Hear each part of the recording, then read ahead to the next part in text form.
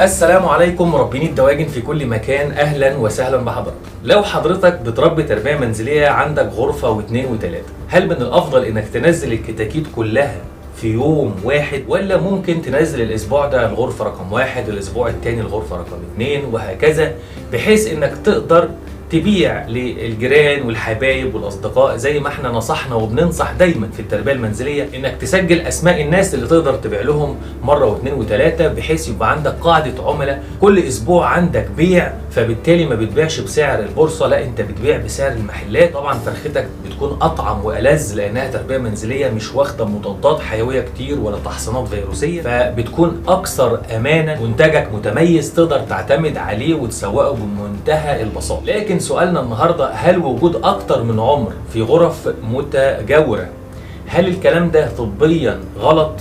هل بينقل الفيروسات والامراض من غرفه الى اخرى، ولا نقدر ننصح حضراتكم بالاستمرار في هذه الطريقه دون اي خوف من اي مشاكل؟ ده هيكون موضوع حلقتنا النهارده، لكن كالعاده مش قبل ما نصلي على حبيبنا المصطفى في التعليقات. عنده اي سؤال يكتب لنا في التعليقات، وان شاء الله نكون عند حسن ظن حضراتكم.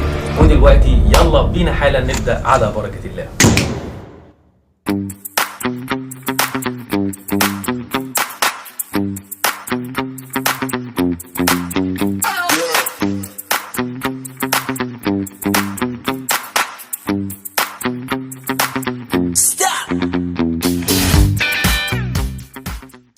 إجابة السؤال ده بتعتمد على معلومة واحدة بس.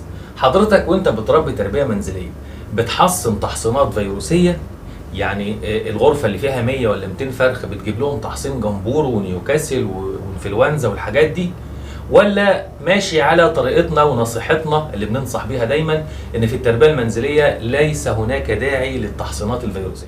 طبعا احنا بنقول ليس هناك داعي لان معظم 90% من مربين التربية المنزلية ليس عندهم الخبرة الكافية لتطبيق عملية التحصين. ايوه انا عارف انك تقدر تشتري التحصين وتقدر تحله في المية والكلام ده، لكن صدقني في تفاصيل كتيرة جدا لا يعلمها الا يعني اصحاب الخبرة من مربين المزارع. الفكرة ان التحصينات لو ما تنفذتش كويس بيكون ضررها اكتر من نفعها. في حكمة عندنا كده احنا كعرب وكمسلمين فيما معناه الحاجة اللي هتجيب شر، او يعني ممكن اتقاء الشر افضل من جلب المنفعه. مش فاكر بالظبط الحكمه بتقول ايه، اللي يعرفها يكتبها في التعليقات، لكن خلاصه الكلام الحاجه اللي هتجيب لك شر بلاش منها حتى لو كان من وراها منفعه. تمام؟ فاحنا بنتفادى شر التحصينات لان ما عندناش احنا كمربيين تربيه منزليه الخبره الكافيه لتنفيذ عمليه التحصين والحصول على منفعه التحصين.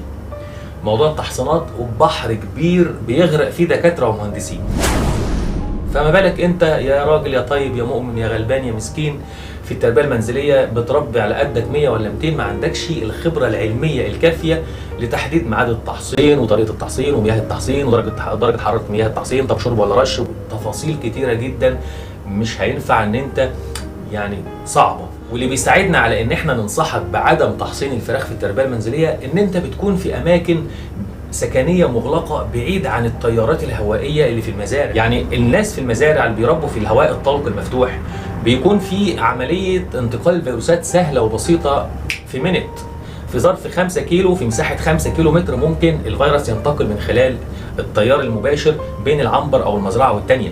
لكن في التربيه المنزليه في حاجز فيزيائي، يعني حاجز المباني بيقلل انتشار الفيروسات جوه البيت، وبعدين مش هيطلع الفيروس السلم ويدخل شقتك ويدخل غرفه يعني وصول الفيروس لفراخك بيكون صعب جدا. علشان كده بنقول التربيه المنزليه نعتمد فيها على الامن الحيوي، يعني ما تدخلش علافات مستعمله، ما تدخلش فراخ على فراخك، ما تخشش انت بحذاء من الخارج، حدد حذاء مخصوص لفراخك. فهمني ازاي؟ العلف برضو ما يكونش مستخدم زي ما قلنا قبل كده في الحلقه السابقه اللي هي بخصوص ازاي تحافظ على فراخك من الفيروسات، هتلاقوها في القناه عندنا تقدر تسمعها وتستفيد اكتر. عمليه انتقال الامراض من غرفه لغرفه في نوعين، في نوع من خلال الهواء اللي هو الفيروسات، وده احنا كده مش محصنينه، احنا معتمدين على الامن الحيوي. النوع الثاني اللي هي البكتيريا والكوكسيديا، ودي بتنتقل من خلال الاحذيه، علف مستعمل، علافه مستعمله. يعني انصحك بايه؟ حط حذاء قدام كل غرفه، حدد لكل غرفه حذائها، علافاتها وسقاياتها، ما تاخدش من هنا علافه توديها هنا او من هنا فرخه توديها الناحيه الثانيه.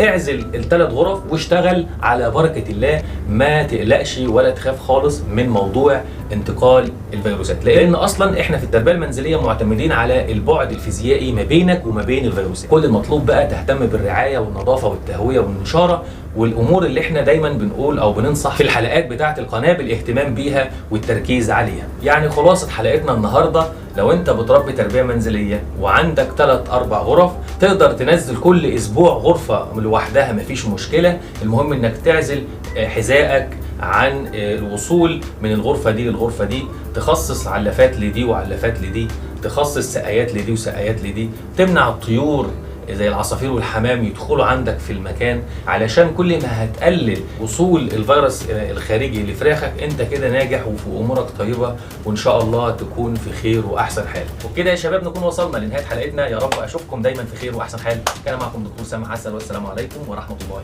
وبركاته.